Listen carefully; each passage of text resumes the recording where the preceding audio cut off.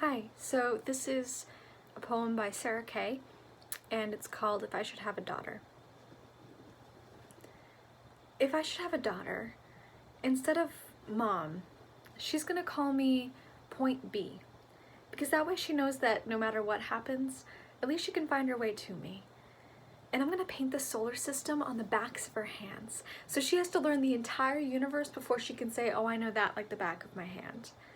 And she's gonna learn that this life will hit you hard in the face, wait for you to get back up just so it can kick you in the stomach. But getting the wind knocked out of you is the only way to remind your lungs how much they like the taste of air.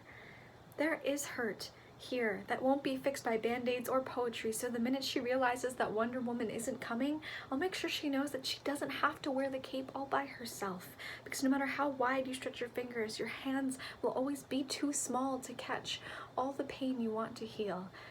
Believe me, I've tried. And baby, I'll tell her, don't keep your nose up in the air like that. I know that trick. I've done it a million times. You're just smelling for smoke, so you can follow the trail back to a burning house, to the boy who lost everything in the fire, to see if you could save him. Or else, find the boy who lit the fire in the first place, to see if you can change him. But I know she will anyway, so instead, I'll always keep an extra supply of chocolate and rain boots nearby, because there is no heartbreak that chocolate can't fix. Okay, well, there's a few heartbreaks that chocolate can't fix, but that's what the rain boots are for, because rain will wash away everything if you let it.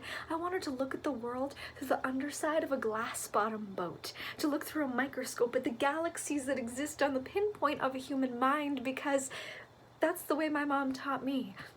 There'll be days like this, there'll be days like this, my mama said, when you open your hands and try to catch and wind up with only blisters and bruises.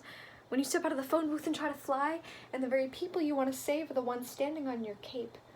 When your boots will fill with rain and you are up to your knees in disappointment, but those are the days when you have all the more reason to say thank you, because there's nothing more beautiful than the way the ocean refuses to stop kissing the shoreline, no matter how many times it's swept away. You will put the win and win some. Lose some, you will put the star in starting over and over, and no matter how many landmines erupt in a minute, be sure your mind lands on the beauty of this funny place called life. And yeah, on a scale from 1 to over-trusting, I'm really damn naive. But I want her to know that this world is made out of sugar. It can crumble so easily, but don't be afraid to stick your tongue out and taste it.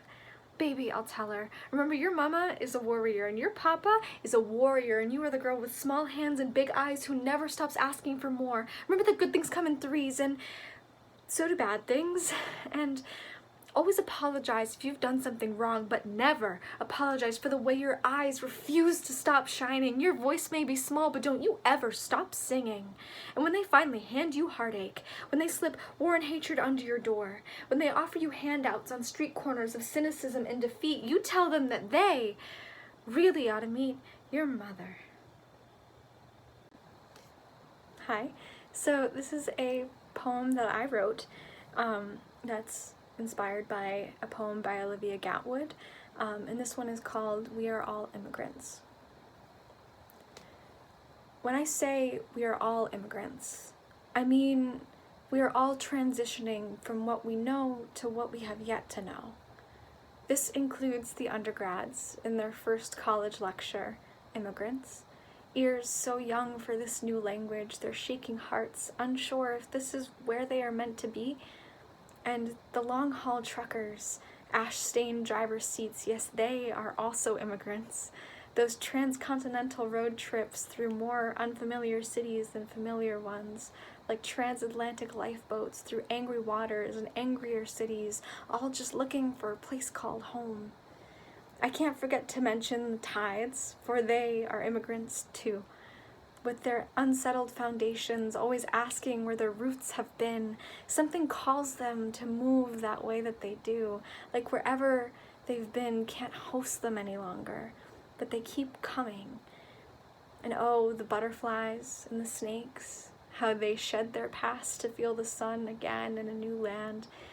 And the sun knows its fair share of border crossing, its stubborn radiance hopping boundaries like hopscotch into this house, into this room, into this skin.